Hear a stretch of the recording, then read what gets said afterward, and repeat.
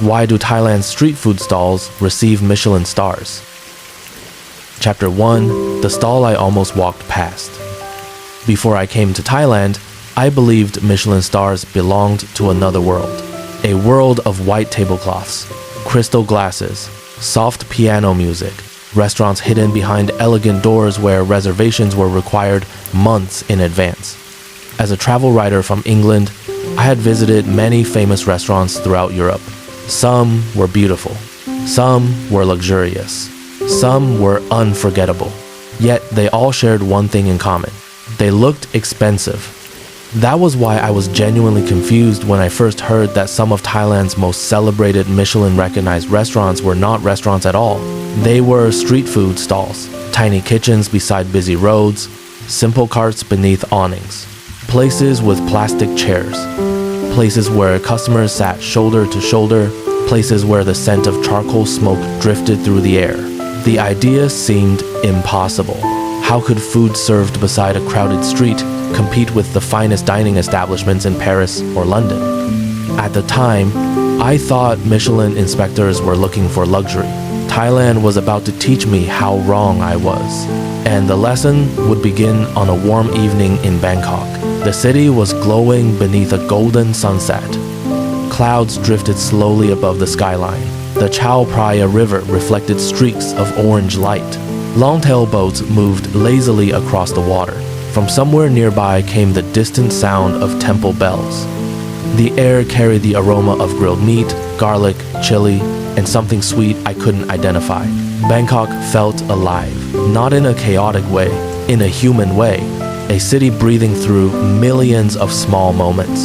Street vendors setting up for the evening. Office workers heading home. Families gathering for dinner. Tourists wandering through unfamiliar streets. Everywhere I looked, people were eating. Food seemed to be woven into daily life. At first, I assumed this was simply because Thailand had good food. But over time, I would realize it was much deeper than that. Food was culture. Food was conversation. Food was connection. And nowhere was that more visible than on the streets. That evening, I met a local guide named Somchai. He was 63 years old, soft-spoken, patient, the kind of man who never seemed rushed. His smile appeared naturally, without effort. Not the smile of someone trying to impress, the smile of someone comfortable with life.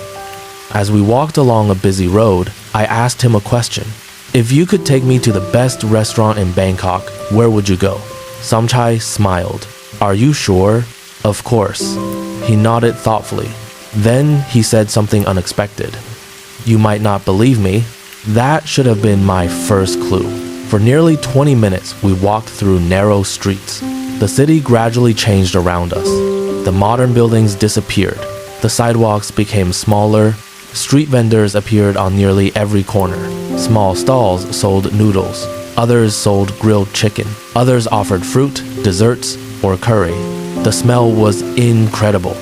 Every few meters, a new aroma drifted through the evening air. Lemongrass, charcoal, fish sauce, fresh herbs, coconut milk. At one point, I noticed an elderly woman preparing papaya salad with remarkable speed. Nearby, a man stirred noodles over a blazing fire. A few steps farther, another vendor carefully arranged skewers of grilled pork. The entire street felt like an open-air kitchen. I had never seen anything like it. Back home, restaurants were separated from daily life. Here, cooking happened in front of everyone. Visible, accessible, honest. Eventually, Somchai stopped. I looked around. There was no elegant restaurant, no luxury entrance, no impressive building, only a modest food stall beneath a metal roof. Several plastic tables stood nearby. A small queue of customers waited patiently. Some chatted quietly. Others simply watched the cook. The cook herself appeared to be in her 70s. She stood over a charcoal stove with complete focus. Sweat glistened on her forehead.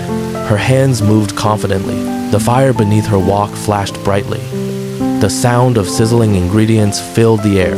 For a moment, I thought we had stopped here to eat before continuing elsewhere. Then Somchai smiled. We're here. I blinked. Here? He nodded. This is the place. I looked around again. Surely there had been some misunderstanding. This is the restaurant? Yes. I hesitated. The best restaurant? Somchai laughed softly. You'll see. As we approached, I noticed something displayed near the cooking station. A small sign. At first, I didn't pay much attention. Then I looked again. Michelin. My eyes widened. I stepped closer. There it was. The famous Michelin symbol, displayed proudly beside the stall. For several seconds, I simply stared. This couldn't be what I expected, and yet there it was. A Michelin-recognized food stall operating from a roadside kitchen. Customers continued arriving. Some appeared local. Others clearly came from abroad. I heard English, Japanese, French, German.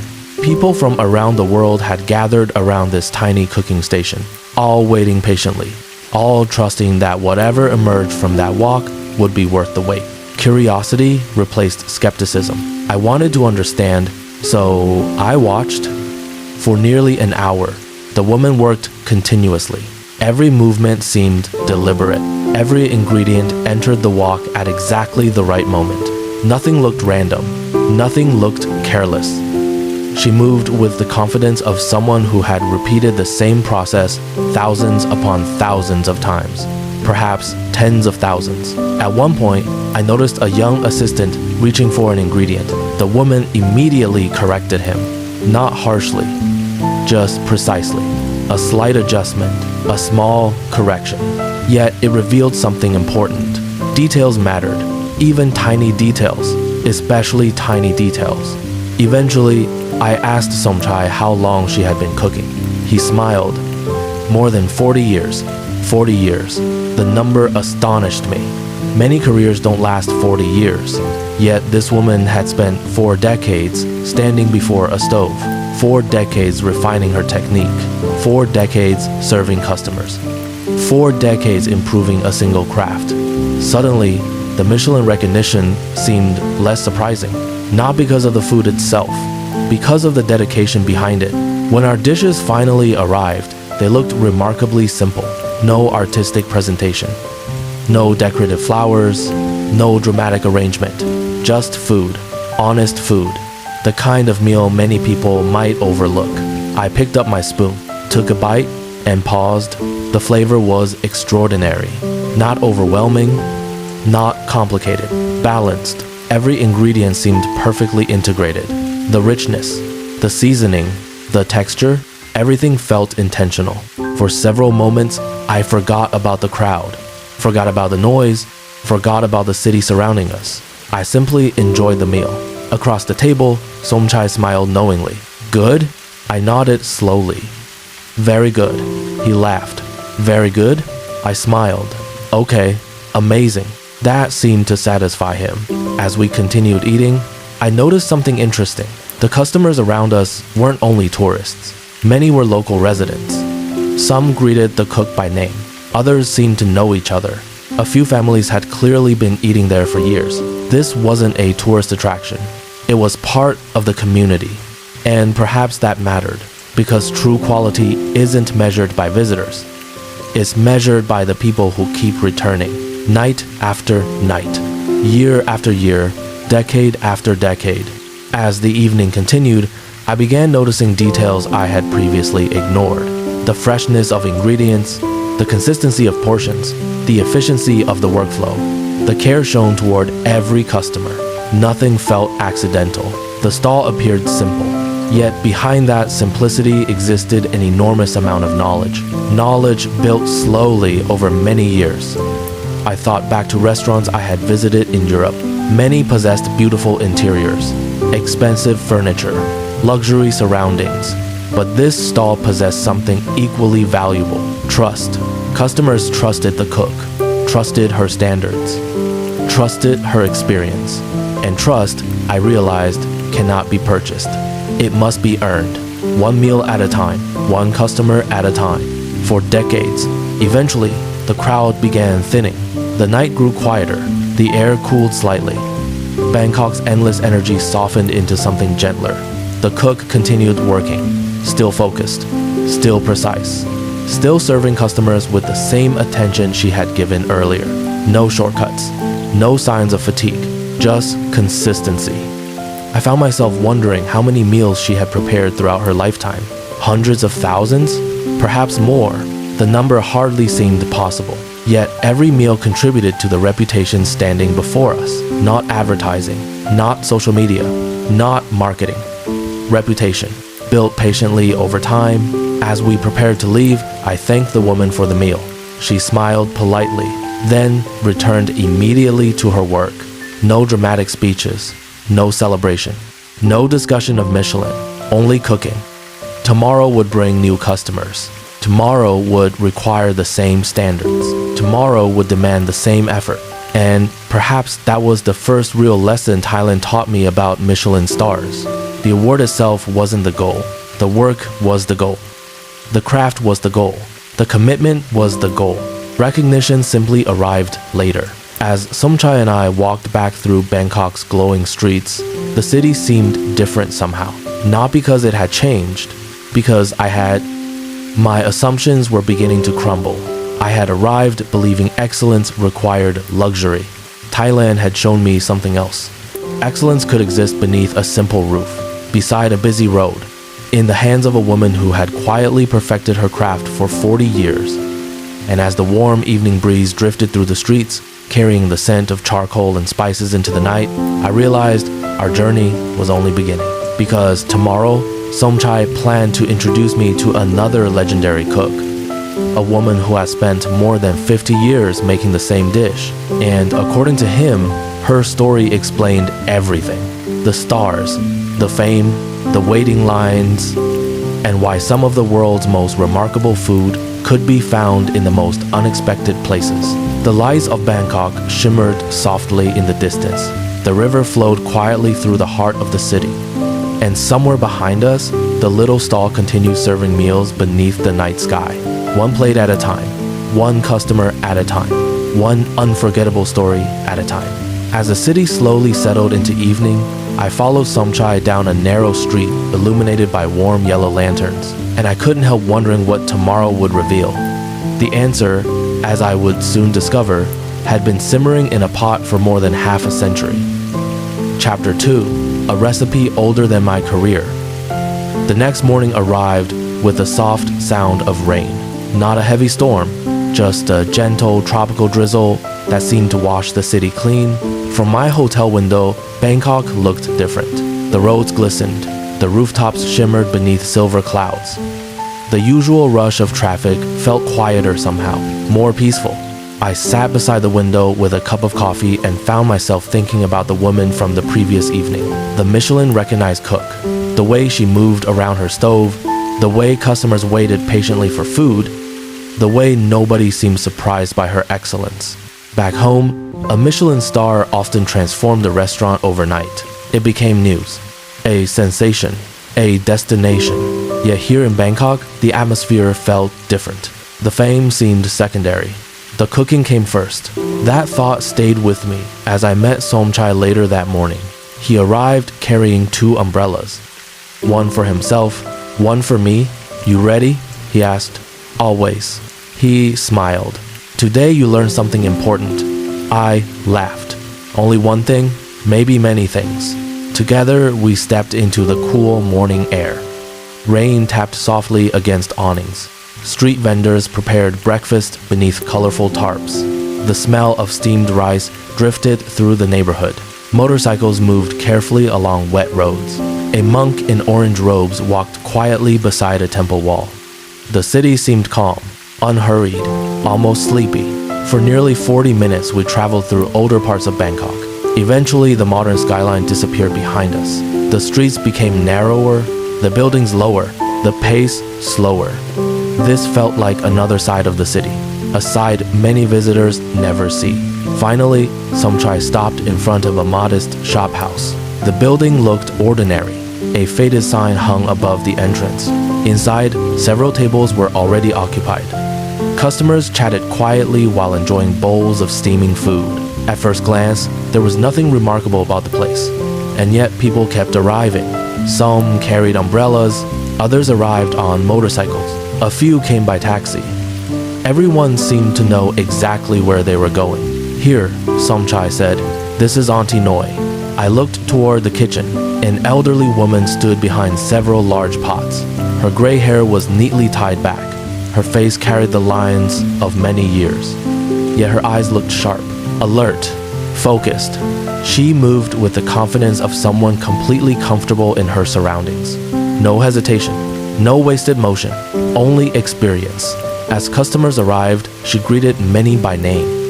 Some appeared to be regulars, others were newcomers, yet she treated everyone with the same warmth. "What does she cook?" I asked. "One thing." I blinked. "One thing?" Somchai nodded. "One thing for 53 years. I thought I had misheard him. 53 years? Yes. I stared toward the kitchen. 53 years. Longer than I had been alive. Longer than many restaurants survive. Longer than some companies exist. The idea seemed almost impossible. Most chefs spend their careers experimenting with new menus, new concepts, new trends, new techniques. Yet here was a woman who had spent more than half a century perfecting a single dish. Naturally, I wanted to know why. When business slowed briefly, Somchai introduced us. Auntie Noi welcomed me kindly. Her English was limited. My Thai was almost non-existent. So Somchai translated. I asked the question that immediately came to mind. "Why have you cooked the same dish for so many years?" She smiled, then gave an answer so simple that it caught me completely off guard, because I am still learning. For a moment, I thought I misunderstood. Still learning? After 53 years, surely she had already mastered it. But she shook her head, then pointed toward one of the simmering pots. "Every day is different." I looked at Somchai. He translated carefully. "The weather changes." She pointed toward the ingredients. "The vegetables change." Then toward the meat. "The quality changes." Then she tapped her forehead. "And I change." I found myself smiling. The answer felt unexpectedly profound. For Auntie Noi, cooking wasn't a destination. It wasn't something you completed. It was an ongoing conversation, a process of continuous improvement, a relationship between experience and attention. Every day offered something new to learn. That mindset explained so much. Many people assume excellence comes from talent, but sitting there watching Auntie Noi work, I began to suspect something else. Excellence comes from paying attention for a very long time. As lunchtime approached, the restaurant became busier. Customers filled every table. Steam rose from bowls. Conversations blended together. The scent of herbs filled the air. Yet, despite the growing crowd, Auntie Noi never seemed rushed. She moved steadily, calmly, like someone who understood exactly how much time each step required. Watching her felt strangely relaxing. There was rhythm in her work, almost musical. The same movements repeated again and again, yet never mechanically. Every bowl received attention. Every ingredient was checked. Every detail mattered. At one point, I noticed a young assistant preparing ingredients, perhaps a grandson, perhaps a family member. He worked carefully, but whenever he made a small mistake, Auntie Noi immediately noticed. Not because she was strict, because her standards were incredibly precise. The color of the broth, the texture of the meat, the amount of seasoning. Nothing escaped her attention. Years had trained her eyes. Years had trained her senses. Years had trained her instincts. Eventually, our bowls arrived. At first glance, the dish looked simple. A rich broth, tender meat, fresh herbs, rice, nothing fancy, nothing dramatic, certainly nothing that appeared worthy of international recognition. Then I took a spoonful. The flavor stopped me completely. Not because it was intense, because it was balanced, deep, layered, comforting. The kind of food that felt familiar even when you had never tasted it before. Every ingredient seemed to support the others. Nothing dominated. Nothing felt excessive. It was the culinary equivalent of a perfectly tuned orchestra. I ate slowly, trying to understand what made it special. Across the table, Somchai smiled. "You see?" I nodded. "I do." And perhaps for the first time since arriving in Thailand, I truly did. This wasn't food created for judges. It wasn't food designed for photographs. It wasn't food created to impress tourists. It was food designed to satisfy people, real people, day after day, year after year, decade after decade. That purpose shaped everything. Back home, many restaurants changed menus constantly. They followed trends, chased attention, adapted to fashion. But Auntie Noi followed something else. Consistency. Not boring consistency. Masterful consistency. The kind that only comes from repetition. Thousands of repetitions. Tens of thousands. Perhaps hundreds of thousands. As lunch service continued, I noticed something remarkable. Several customers greeted Auntie Noi with obvious affection. One elderly man had been eating there for 30 years. Another woman told us she first visited as a child. Now she brought her own children. A younger customer explained that his father used to eat there before he was born. The restaurant wasn't simply serving food. It was serving memories. And suddenly I understood something important. When Michelin inspectors evaluate a meal, they taste food.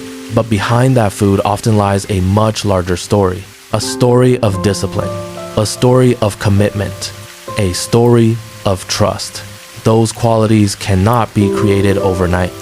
They emerge slowly, like a broth simmering for hours, like a recipe refined over decades, like a reputation built one customer at a time. Later that afternoon, after the lunch crowd disappeared, Auntie Noi finally sat down. The kitchen grew quiet. Rain tapped gently against the roof. The atmosphere felt peaceful. I asked one final question. What do you think about Michelin? Somchai translated. Auntie Noi considered the question carefully. Then she smiled. I am grateful. A pause. But tomorrow I still cook. I laughed. So nothing changes? She shook her head. People are hungry tomorrow too. There it was again. The same humility I had seen the previous evening. Recognition mattered, but responsibility mattered more. Awards came and went. Customers returned every day, and those customers deserved the same quality regardless of who was watching. That philosophy seemed deeply connected to Thai street food culture. Many vendors weren't chasing fame. They were protecting standards, protecting traditions, protecting flavors that had become part of their communities. Michelin recognition simply brought global attention to something locals had known for years. As we prepared to leave, Auntie Noi returned to her kitchen. Tomorrow's ingredients already awaited preparation. Tomorrow's customers already existed somewhere in the city. Tomorrow's work had already begun. Outside, the rain finally stopped. Sunlight broke through the clouds. The wet streets reflected golden light. Bangkok seemed brighter than before. As Somchai and I walked toward the river, I found myself thinking about the phrase Auntie Noi had used. I am still learning. Perhaps that was the true secret. Not talent, not luck, not even passion, curiosity. The willingness to keep improving after 53 years. The willingness to remain a student even after becoming a master. That mindset transformed a simple recipe into something extraordinary. And as the afternoon breeze drifted across the city, carrying the scent of food from distant markets, I realized another important truth. Thailand's Michelin story wasn't really about famous dishes. It was about people. People who dedicated entire lifetimes to doing one thing exceptionally well. People who understood that greatness isn't built through shortcuts. It's built slowly, patiently, one bowl at a time, one customer at a time, 1 year at a time.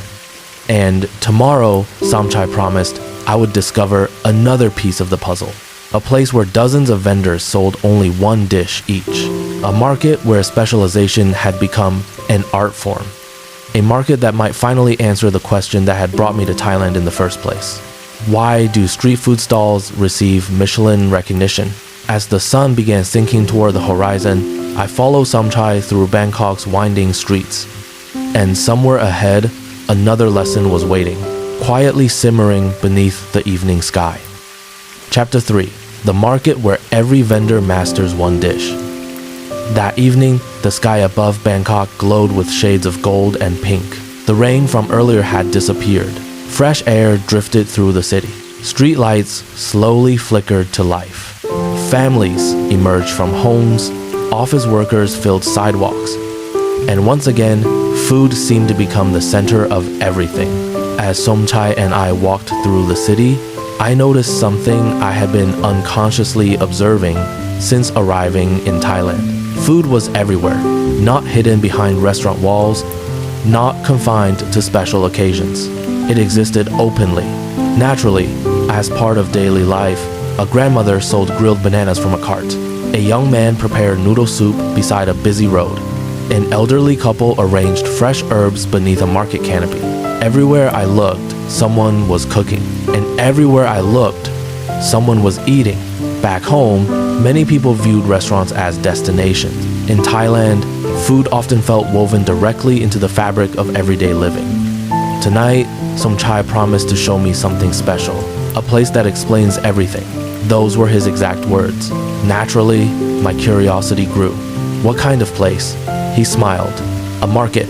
I laughed. That's it? Not just any market.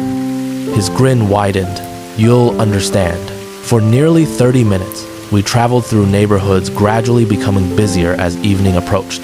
Eventually, we arrived at a large local market. At first glance, it looked like many others I have visited. Rows of food stalls stretched beneath metal roofs.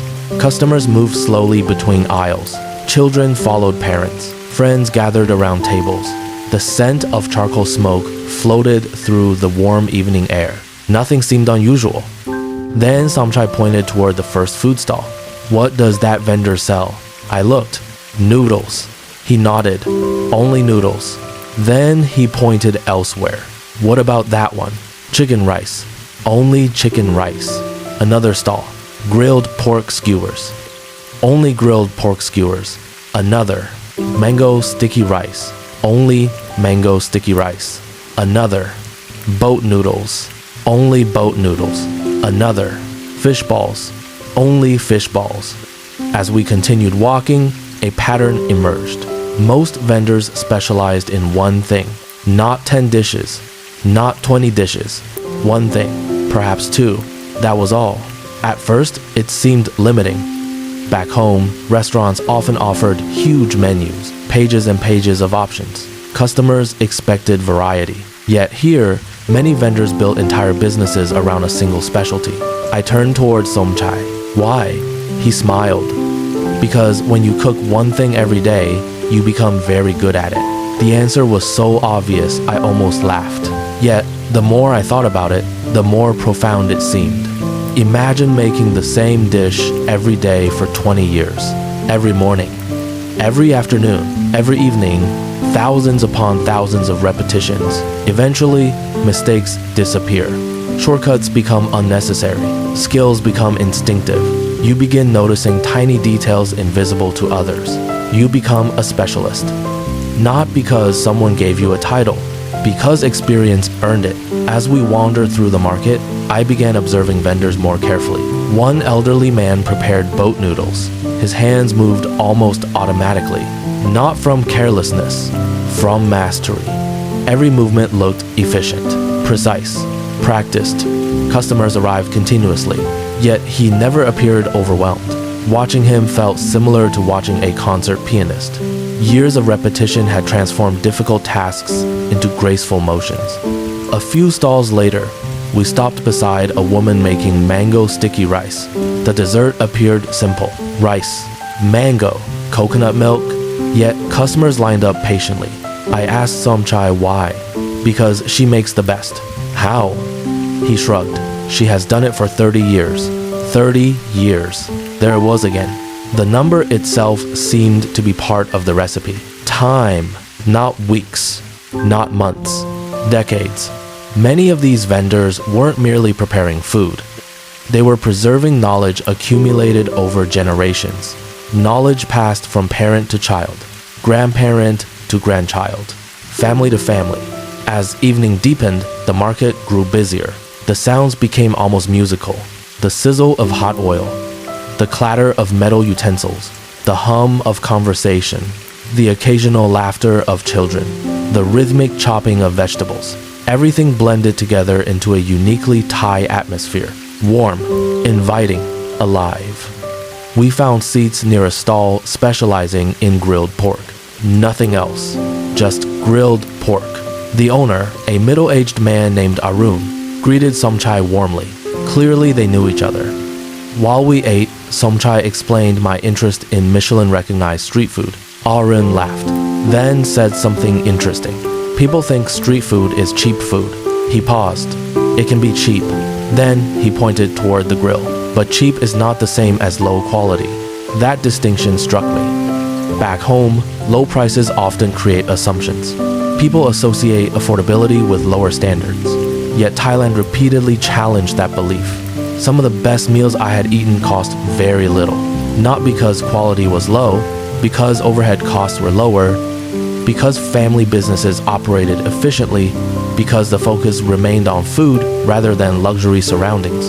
Arun explained that many vendors spend hours sourcing ingredients, visiting markets before sunrise, selecting vegetables, checking meat quality, choosing herbs carefully.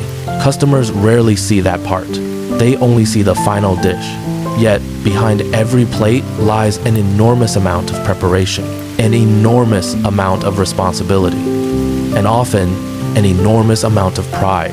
The conversation reminded me of something Auntie Noi had said. I am still learning. That same attitude seemed common here. Even experienced vendors continued improving, continued refining, continued paying attention. Nobody acted as though mastery had been completed. Mastery remained a process, an ongoing journey, not a destination. As darkness settled fully over the market, lanterns illuminated the walkways. Their warm light reflected against metal cooking surfaces. Steam drifted upward into the night air. The entire market felt magical, not glamorous, not luxurious, authentic. I found myself wondering what a Michelin inspector might see here. Certainly not expensive decor, certainly not elegant furniture, but perhaps something more valuable. Commitment, consistency, specialization, passion, all the qualities I had been encountering throughout my journey. Suddenly, Michelin recognition felt much easier to understand. Imagine tasting food prepared by someone who has spent 20, 30, or 40 years perfecting one recipe. Imagine tasting food made by someone who repeats the same process every day. Imagine tasting food created by someone whose reputation depends entirely upon quality. The result is often extraordinary, not because the food is complicated, because the skill behind it is extraordinary, and skill has no price tag. It exists equally in luxury restaurants and roadside kitchens. The market itself became a perfect symbol of this idea. Every stall represented a specialist. Every vendor represented years of accumulated experience. Together, they created an ecosystem of excellence. A place where competition encouraged improvement, where customers rewarded quality, where traditions remained alive, where knowledge continued passing between generations. At one point, we sat quietly watching customers. Young couples, families, workers finishing long days, tourists exploring. Everyone shared the same tables. Everyone ate the same food. There was something beautiful about that. Food acted as a bridge, connecting people from different backgrounds, different countries, different generations. For a moment, I understood why street food occupies such an important place in Thai culture. It isn't merely about eating. It's about community, accessibility, connection. The best food belongs to everyone, not only those who can afford luxury. That philosophy felt deeply Thai. And perhaps that philosophy also explains why Michelin eventually paid attention. Because true culinary excellence should not be limited by appearance. It should be recognized wherever it exists, whether inside a palace or beside a busy road. Eventually, the crowd began thinning. The market slowly settled into a gentler rhythm. Some vendors started cleaning. Others prepared ingredients for tomorrow. The scent of charcoal still lingered in the air. Customers enjoyed final meals before heading home. As Somchai and I prepared to leave, I felt as though another piece of the puzzle had fallen into place. Specialization. That was one secret. Many Thai street food vendors become masters because they focus deeply on a single craft, not dozens of dishes. One, and when that focus continues for decades, extraordinary things happen. Skills sharpen, Recipes improve. Standards rise. Reputations grow. The market behind us slowly faded into the night. But its lesson remained. Excellence is often hidden inside repetition, inside patience, inside thousands of ordinary days. And tomorrow, Somchai promised to reveal another important truth, the one most visitors never notice. The thing Michelin inspectors value more than almost anything else. Consistency. Not one great meal. 1,000 great meals. Perhaps even 10,000. As we walked through Bangkok's glowing streets, I found myself eager for the next lesson. Because with every conversation, every market, and every bowl of food, Thailand was changing the way I thought about greatness. Not only in cooking, but in life itself. The city lights shimmered along the river. A warm breeze drifted through the evening, and somewhere behind us, countless vendors continued preparing tomorrow's ingredients, ready to repeat their craft once more, ready to serve another day, ready to create excellence again, one dish at a time. Chapter 4. What Michelin inspectors actually look for. The following evening, Bangkok seemed calmer. Perhaps it was simply my imagination, or perhaps the city no longer felt unfamiliar. The sounds that once seemed chaotic had become comforting.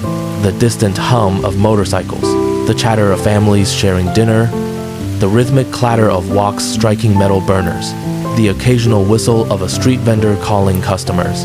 Everything blended together into a familiar melody, a melody that belonged uniquely to Thailand. As Somchai and I walked beside the Chao Phraya River, the setting sun painted the water gold. Long tailboats drifted slowly through the current. Temple rooftops glowed softly beneath fading daylight. The air smelled faintly of grilled seafood from nearby stalls.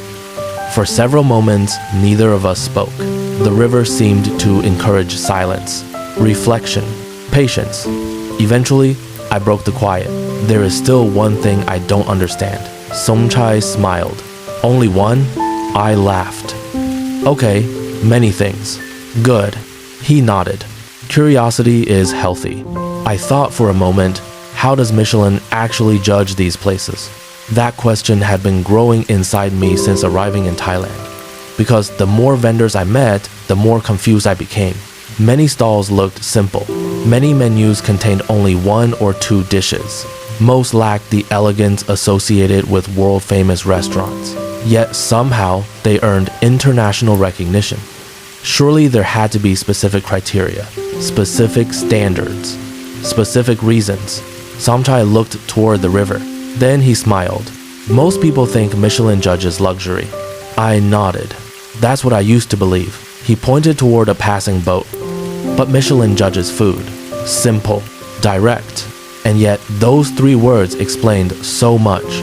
For years, I had unconsciously linked great food with expensive surroundings. Thailand was teaching me to separate those ideas. Because excellent cooking and luxury are not the same thing. Sometimes they exist together. Sometimes they don't. As darkness slowly approached, Somchai began explaining what he knew about Michelin evaluations. Not official secrets. Just widely understood principles. The quality of ingredients. The skill of preparation. The harmony of flavors. The personality of the chef expressed through food. Consistency and value. As he spoke, I noticed something remarkable. Every principle matched what I had already observed in Thailand's street food culture. Quality ingredients, years of experience, balanced flavors, unique recipes, consistency. The pieces suddenly began fitting together. Perhaps Michelin wasn't rewarding Thai street food for being unusual. Perhaps Michelin was simply recognizing excellence wherever it appeared, even if it appeared beneath a simple metal roof. That realization changed everything, because it meant the street food vendors weren't exceptions. They were legitimate masters of their craft. The setting didn't reduce their achievement. If anything, it made it more impressive. We eventually stopped at a quiet riverside cafe. The atmosphere felt peaceful. Lanterns reflected gently on the water. A light breeze carried the scent of jasmine from somewhere nearby. Customers spoke softly. The entire scene felt perfect for conversation. I asked Somchai which Michelin criterion mattered most. Without hesitation, he answered, "Consistency." That word again? Consistency. I had heard it repeatedly throughout my journey, but now I began understanding why it mattered so much. Anyone can create one extraordinary meal. A talented home cook might do it. An ambitious young chef might do it. Even luck might occasionally create it.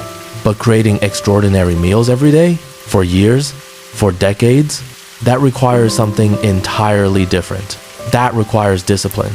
I thought about Auntie Noi, 53 years. The Michelin recognized cook from the first evening. More than 40 years.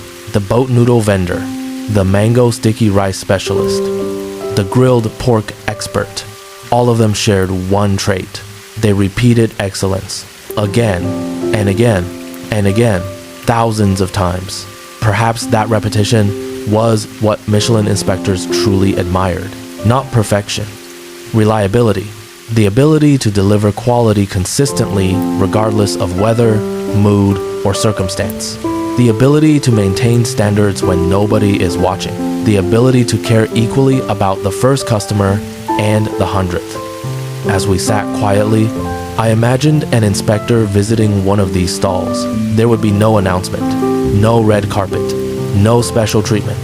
The inspector would simply arrive as another customer, order food, eat, observe, then leave. The vendor might never know. That idea fascinated me because it meant reputation alone wasn't enough. Fame wasn't enough. Marketing wasn't enough. Only the food could speak. Only the experience mattered. And perhaps that explains why so many humble vendors succeed. They focus on the thing they can control. The food itself, not appearances, not publicity, not trends. The food, the simplicity of that approach felt refreshing. In many industries, people become distracted by image, by branding, by attention. Yet the vendors I met seemed obsessed with fundamentals, ingredients, technique, timing, flavor, the essentials, nothing more, nothing less. As the evening deepened, Somchai told me a story. Years ago, before Michelin recognition became common in Thailand, locals already knew which vendors were exceptional. Word traveled naturally. Families shared recommendations. Friends introduced friends. Taxi drivers suggested favorite stalls. Office workers returned repeatedly to trusted vendors. Reputation spread slowly, organically, built through customer experience rather than advertising campaigns. When Michelin eventually arrived, many inspectors simply discovered what local communities already understood. The excellence wasn't new. The recognition was. That distinction felt important. Thailand's street food culture did not become excellent because Michelin arrived. Michelin arrived because the culture was already excellent. The more I thought about it, the more beautiful that seemed. Recognition following craftsmanship, not the other way around. Outside the cafe, the city lights reflected across the river like scattered stars. For several moments, I watched the water move. Calm, steady, predictable. Perhaps consistency resembles a river, not dramatic, not flashy. Simply reliable, flowing day after day, year after year, creating something powerful through persistence. Eventually, Somchai finished his tea. Then he looked at me.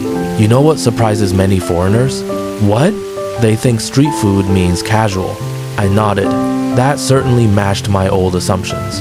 He smiled. But for many vendors, this is their life's work. Those words stayed with me. Life's work. Not a side business. Not a temporary job. Not a hobby. A life's work. When viewed through that lens, everything changed. The long hours. The attention to detail. The commitment to consistency. The pride. The repetition. The sacrifices. Suddenly, Michelin recognition felt almost inevitable. If someone dedicates 40 or 50 years to perfecting a single craft, extraordinary results often follow. Not always, but often. As our conversation continued, I found myself thinking about greatness more broadly. Not only in cooking, in life. Many people imagine greatness arrives through dramatic moments, big decisions, sudden breakthroughs, extraordinary opportunities. Yet, Thailand seemed to offer another perspective. Greatness can emerge from ordinary days, repeated with extraordinary care. One bowl, one plate, one customer, one day at a time. The lesson felt universal, and perhaps that is why the story resonated so deeply with me. It wasn't really about Michelin, or food, or Thailand. Not entirely. It was about dedication. The kind of dedication capable of transforming something simple into something remarkable. Eventually, the cafe began closing. The evening crowd had disappeared. The river grew quieter. Bangkok seemed to exhale, slowly, peacefully. As we stood and prepared to leave, Somchai smiled. "Tomorrow is your last day." I nodded. "I know. But there is one more lesson." I laughed softly. "Of course there is." He pointed toward the city. "The most important lesson." I looked across the water, toward the countless lights stretching into the distance. "What is it?" Somchai's smile widened. Why Thailand could create this culture in the first place. That answer intrigued me immediately, because until now, I had focused mostly on individual vendors, individual stories, individual achievements. But perhaps there was something larger beneath it all, something cultural, something uniquely Thai. And if that was true, it might finally explain why street food here felt different from anywhere else I had visited. As we walked slowly through Bangkok's glowing streets, anticipation grew inside me. Tomorrow would be my final day, my final lesson, my final conversation, and perhaps the moment when everything would finally come together. The city shimmered beneath the tropical night. Food vendors prepared for another busy evening. Customers gathered around familiar stalls. And somewhere in the distance, a charcoal fire crackled softly beneath a waiting wok. Ready for tomorrow, ready for another 1,000 meals. Ready to continue a tradition that had already inspired people around the world, one dish at a time. Chapter 5. The night I finally understood Thai street food. My final day in Bangkok arrived quietly. The morning sunlight spilled across the city in soft golden waves. From my hotel window, I could see boats moving slowly along the Chao Phraya River. The rooftops glowed beneath the tropical sun. Somewhere below, vendors were already preparing breakfast. The familiar aromas drifted through the air. Garlic, rice, fresh herbs, charcoal smoke. By now, those scents felt strangely comforting, almost familiar. As I packed my suitcase, I realized how much had changed since arriving in Thailand. Only a few days earlier, I had believed Michelin stars belonged exclusively to luxury restaurants, places filled with expensive furniture, elegant decorations, perfectly dressed waiters. Yet, Thailand had gently dismantled that assumption, not through arguments, not through lectures, through experience, one meal at a time, one conversation at a time, one story at a time. Later that afternoon, I met Somchai for what would be our final walk together. The weather was beautiful. The sky stretched endlessly above the city. A warm breeze moved through the trees. Bangkok felt alive, yet somehow peaceful. Perhaps because I was finally beginning to see it differently. We walked through neighborhoods I had visited before, past food stalls, past markets, past families gathering around tables. Everything looked familiar. Yet now I noticed details I had previously ignored. The vendor carefully selecting ingredients, the customer greeting a cook by name, the family recipe being passed quietly from one generation to another, the pride hidden inside seemingly ordinary moments. Those details suddenly felt important because they revealed something deeper than food. They revealed culture. Eventually, Somchai and I found a small bench overlooking the river. The afternoon sunlight reflected gently across the water. Longtail boats drifted by. Temple bells echoed faintly in the distance. For several minutes, neither of us spoke. The moment felt too peaceful to interrupt. Finally, Somchai smiled. "So?" I smiled back. "So? You understand now?" I laughed softly. "I think I do." He nodded. "Tell me." I looked across the river, trying to organize everything I had learned. There was so much, more than I had expected, more than I could easily explain. Yet, gradually, the answer began to take shape. I thought Michelin stars were about luxury. Somchai listened quietly. But they're really about excellence. He smiled. I continued. And excellence can exist anywhere. A small nod. I thought for another moment. Then I added, even beside a busy road. That made him laugh. The river breeze moved gently around us. The city seemed to pause, as though giving space to reflection. For a while, I watched the boats. Then another realization surfaced. One, perhaps even more important, Thailand didn't change to impress Michelin. Somchai looked pleased. No, it was already like this. Exactly. The answer felt obvious now. For years, even decades, these vendors have been perfecting their craft. Not because inspectors might arrive, not because tourists might visit, not because awards might be given. They pursued excellence because excellence mattered. The recognition came later. The world simply noticed what had already existed. That realization felt surprisingly moving, because in many parts of life, people chase recognition first. Approval, attention, fame. Yet the vendors I met seemed to follow a different philosophy. Focus on the work. Focus on the customer. Focus on the craft. Recognition may come, or it may not, but the work remains. As the afternoon slowly faded into evening, I began reflecting on the three most important lessons Thailand had taught me. The first lesson was about mastery. Throughout my journey, I had met people who spent decades perfecting a single dish, not dozens of dishes. One, a noodle soup, a stew, a dessert, a grilled specialty. The repetition itself became a form of education.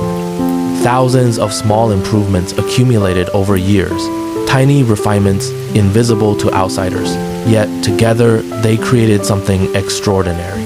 Back home, many people search constantly for something new opportunities, new projects, new directions.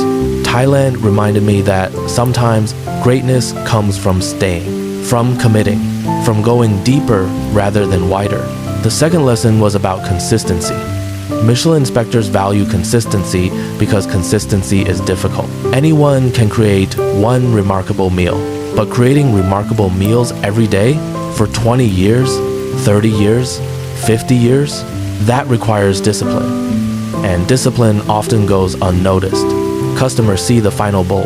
They rarely see the years behind it. The early mornings, the careful ingredient selection, the constant attention, the endless repetition. Yet all of those invisible efforts contribute to the final result. And perhaps that is true far beyond cooking.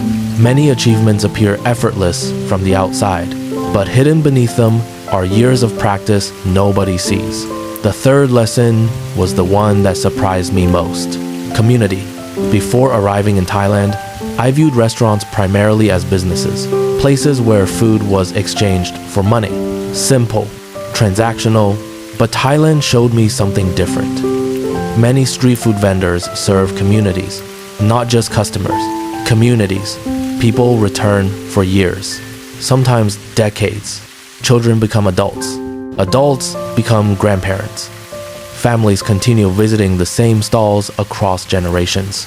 The food becomes woven into personal history, into memory, into identity. That connection creates something powerful, something difficult to measure, and perhaps something impossible to replicate through marketing alone. As evening approached, the city lights slowly awakened, one by one, like stars appearing in the night sky. The river reflected their glow. The atmosphere felt calm, reflective, perfect for a final conversation. Somchai looked toward the city, then asked quietly, "What will you tell people when you go home?" I smiled. The answer came easily. "I'll tell them I was wrong." He laughed. "Good answer." I laughed too, then continued, "I'll tell them some of the world's greatest food isn't found behind luxury doors." He nodded. "I'll tell them Michelin stars aren't really about fancy restaurants." Another nod. "And I'll tell them Thailand taught me that greatness often hides in ordinary places." For a moment, neither of us spoke. The words seemed to linger between us. The river carried them away, slowly, gently, like everything else in Thailand seemed to do. As darkness deepened, we decided to take one final walk through the city. The streets glowed beneath warm lights. Food stalls filled the sidewalks. Customers gathered around tables. Laughter drifted through the air. The aroma of cooking surrounded us once again. And suddenly, I realized something. The true magic of Thailand's street food wasn't Michelin recognition. That was merely the headline. The real story was much larger. The real story was thousands of vendors waking before sunrise, preparing ingredients, perfecting recipes, serving communities, protecting traditions, passing knowledge between generations. The real story was dedication, quiet dedication, the kind rarely celebrated, the kind that happens regardless of whether cameras are present, the kind that continues tomorrow, and the day after, and the year after that. As we approached one final food stall, Somchai stopped. The vendor greeted him warmly. Clearly another old friend. Without asking, she prepared 2 bowls. One for him, one for me. Our final meal together. The food arrived steaming. Simple, beautiful, comforting. I took a bite, then another, then another. And as I ate, surrounded by the sounds and scents of Bangkok's evening streets, I felt something unexpected. Gratitude, not only for the food, for the lesson, because somewhere along the journey, Thailand had changed the way I thought about excellence.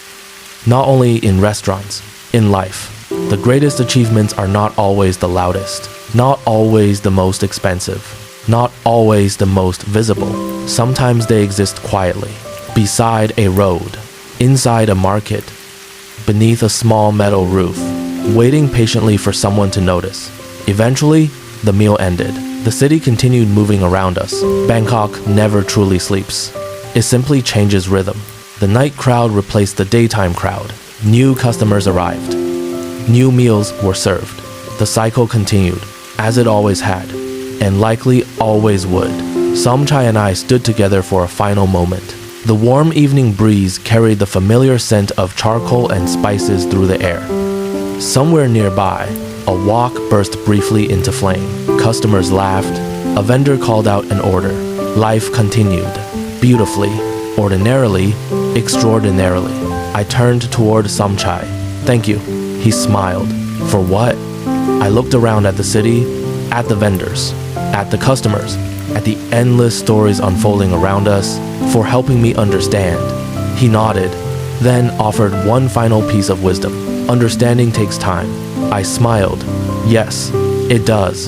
And perhaps that was the greatest lesson of all. The lights of Bangkok shimmered beneath the tropical night. The river flowed steadily through the heart of the city. Food stalls continued serving meals beneath glowing lanterns, and somewhere, another traveler was probably walking past a tiny roadside stall, perhaps without realizing what stood before them.